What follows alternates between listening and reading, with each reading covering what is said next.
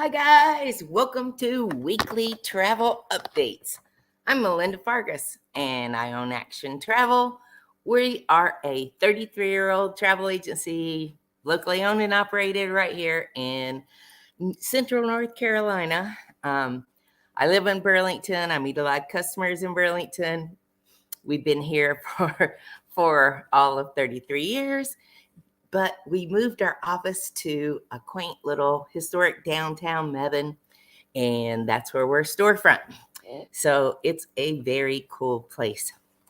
I wanted to share some things with you as we get the worldwide travel caution. It came out today, and I know that I'm going to get the question, so I'm going with it up front. Is travel safe? I want to share some things with you that can keep you safe in traveling or help you. Some hacks that we use that I think are beneficial and for sure could save some opportunities of people getting to you. I put the first thing right here. Whoops. See, you need to log into STEP. STEP is the State Department's Smart Traveler Enrollment Program. And if you sign in here, it's a free service and it will advise you of travel advisories that are global.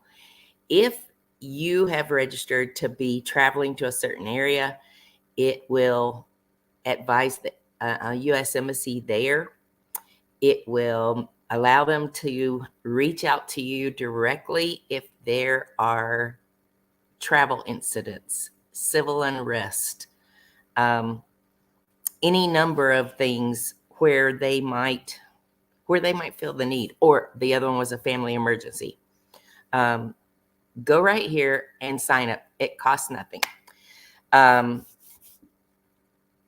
With all that's gone on, right at travel.gov, you can find all of the advisories. You can find which countries have got the greatest advisories, which countries are only at a level 1. As you might imagine, everything around the Middle East is high. And so is Russia and the Ukraine, and so is China. So I don't have any plans for any of those places coming up immediately, so I'm not too concerned. But I do want to give you the resources so that you can be a knowledgeable traveler. It's not always that you decide, oh no, I'm not going to go. Sometimes it's just knowing what to anticipate, knowing what to expect, knowing that there's an American embassy that's blocks away from you or just down the road or what have you. A good travel agent will provide you with that kind of information so that you do feel that security. You know, as I look around, some of the safety conditions have really gotten lax. We just returned from Alaska, and I'll tell you, a more entitled group of people I don't know that I have been around. You know, they were on a mission to go this direction, and don't you dare get in their way because they were stopping for nothing. If their kid had to use the restroom, they just circumvented the line and went around and said, hey, my kid's got to use the restroom. Just the lack of people being polite. I have said, pack your patience for anything you have upcoming, but good gracious. One of my customers agreed this weekend. She said, I tell you, we just got off of a cruise and people were more rude and acted more entitled. Like, oh yes, I expect for you to bring me this, and talking down to servers and staff members. You know, you get a lot more with honey than you will with that bitter tongue. Okay, I'm going to go on. With this service, I wanted to let you know, like, Otis is out in the Pacific. Hurricane season's not over. Otis is in the Pacific. It's going to come on shore by Wednesday. If you had a trip to Cabo San Lucas and you were signed up for STEP, you would be getting an email to say, we anticipate this cyclone to come and hit landfall on Wednesday. It's not that they suggest you change travel plans. They're just trying to make you aware of circumstances so that you're better prepared to know how to move forward as you're traveling. Okay. When you talk about safety, then this just happens to be the weekend that on the Carnival Magic yesterday, a passenger was stabbed. They were in a show in the evening and a argument ensued. A fight broke out. A bottle was broken and used as a weapon. And the gentleman who, actually both gentlemen, but they were both taken off the ship. The gentleman who did the stabbing is banned from Carnival for life. And he was met by authorities. Port authorities were already called, so they met him at the ship.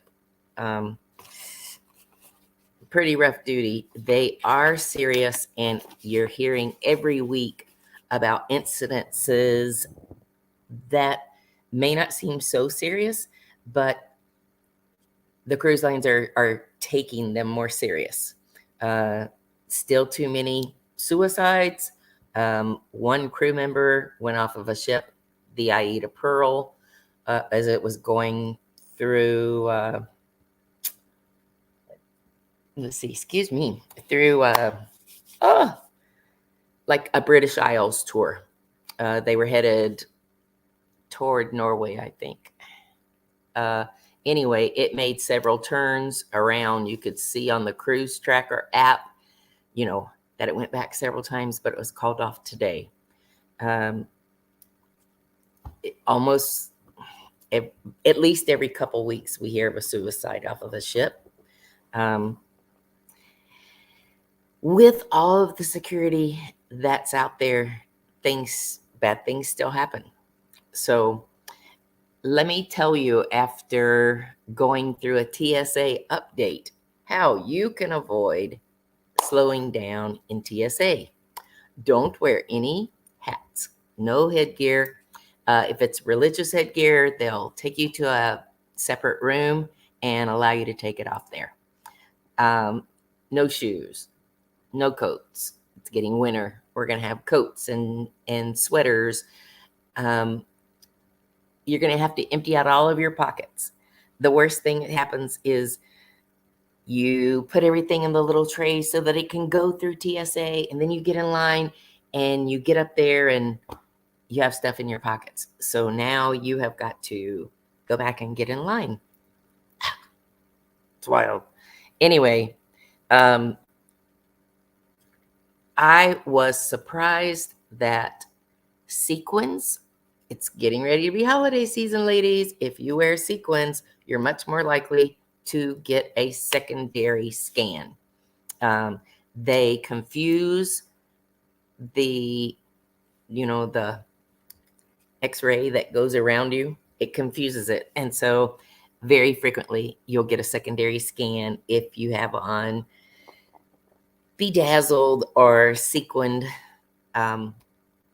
things on your clothes.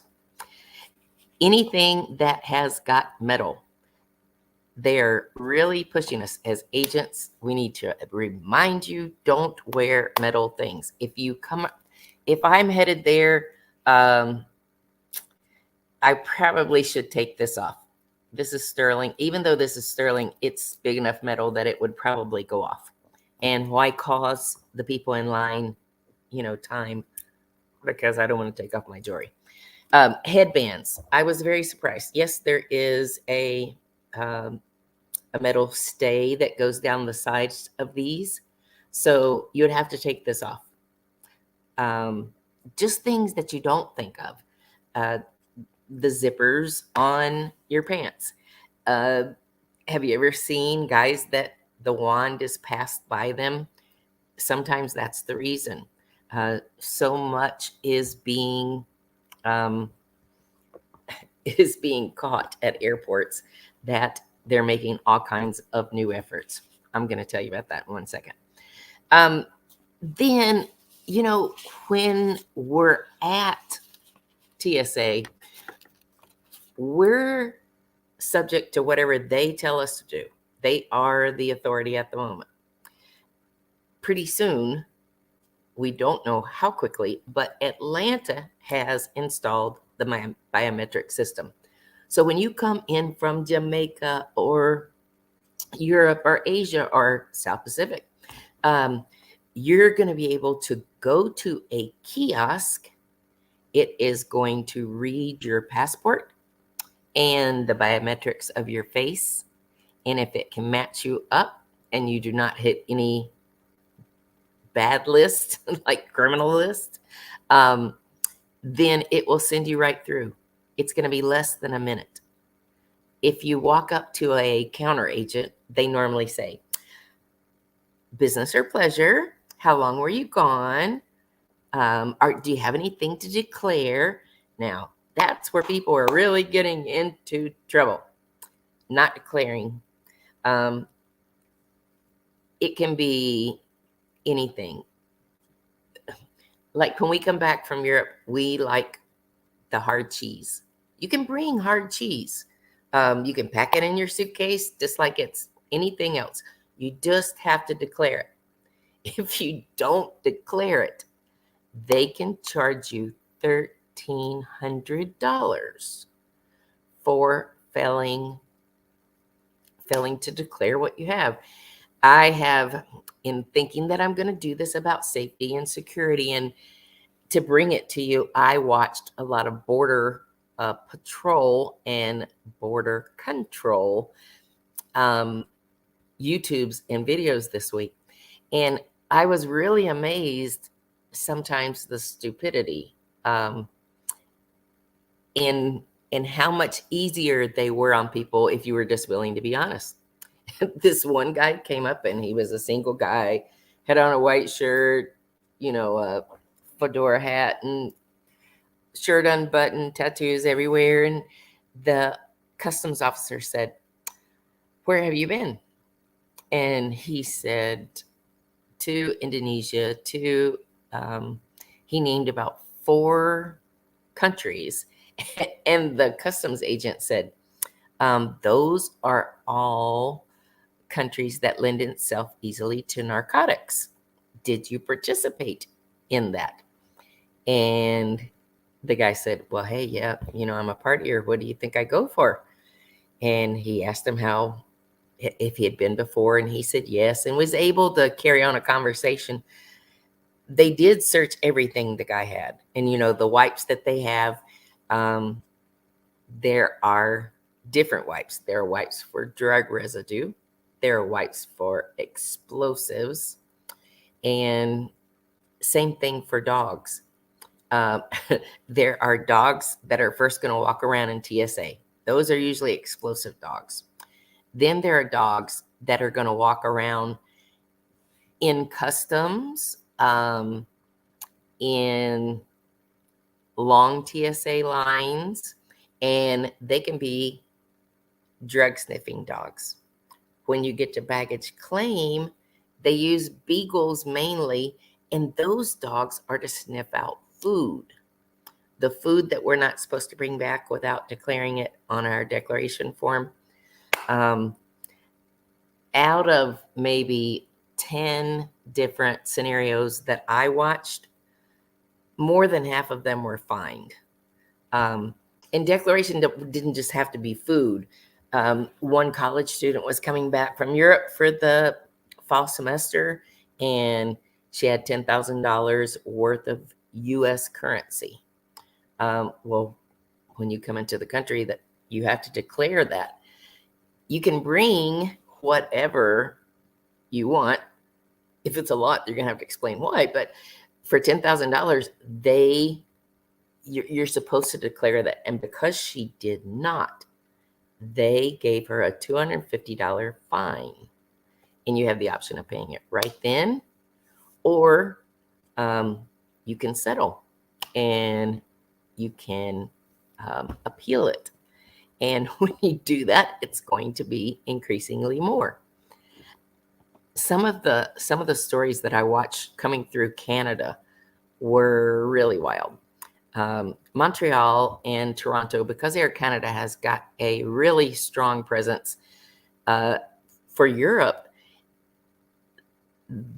we're getting connections and coming back through Canada and watching the stories. I'll give you for instance, one college student was coming back and had food from her own country. She had come from somewhere in Asia, connected in Amsterdam, and now in Canada. As they started opening up her items, they saw some homemade food, but what she really got in trouble for was she had some kind of meat that was strip meat and sealed. It looked like thick beef jerky. I'm sure that's not what it was, but that's what it looked like. And that blunder, because she wasn't truthful about it, that blunder cost her $1,300. So I don't think that was worth it. Okay, I must push on. I'm getting lengthy tonight. Okay, I told you about meats prohibited, coming into Canada with too much cash, coming in with undeclared bags. So this guy had drugs, and he comes through customs, does not claim his luggage. He's been gone, it was in excess of 5 weeks, and he had a carry-on and a rollerboard, and that was it. He got to customs, and they said, "Hey, where's your luggage?" "Oh, I have no luggage." You have a one-way ticket into the U.S.? No luggage? "Oh, no, I get a job when I get here." They searched him and found 2 baggage claim tickets, and they had chat in it. CHAT. I didn't know what chat was. Chat is a plant grown in Somalia and Ethiopia, and it has a stimulant and amphetamine effect. And so evidently it is something that our border control people have been seeing more of. When asked the gentleman, did the suitcases have chat in them, he said yes. And then, was immediately locked up and taken away. One that I think, because it's the fall, and because when there is any global situation, people feel more comfortable driving. It is that time of year. We like the winter. We like the snow.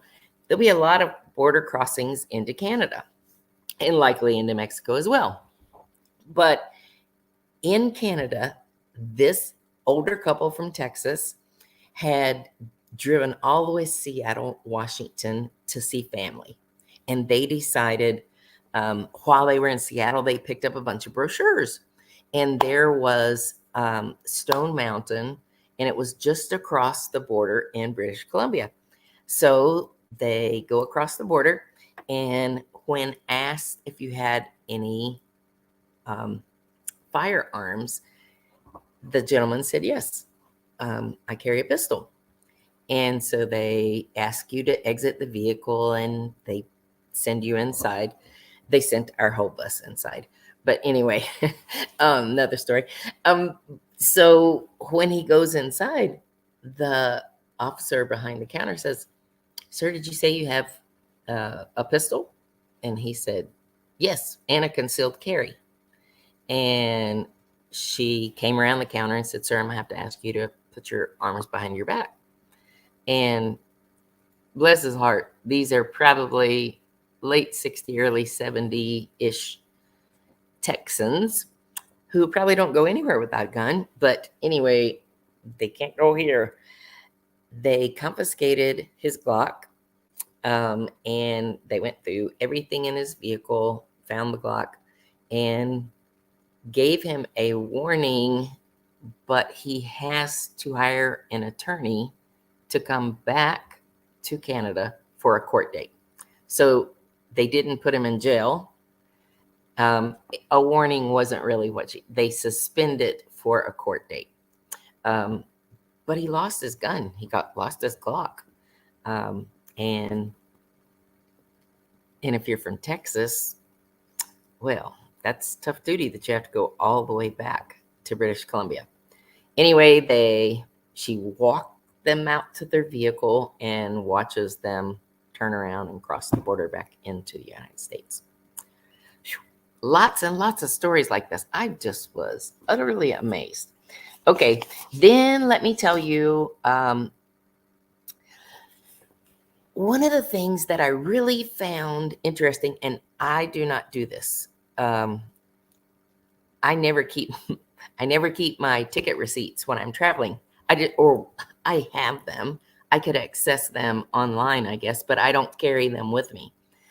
When you're stopped in customs or through TSA, if you get pulled aside, they can do two things. They can do a cell phone check to make sure that your story matches what your last 2 days worth of text or phone calls were.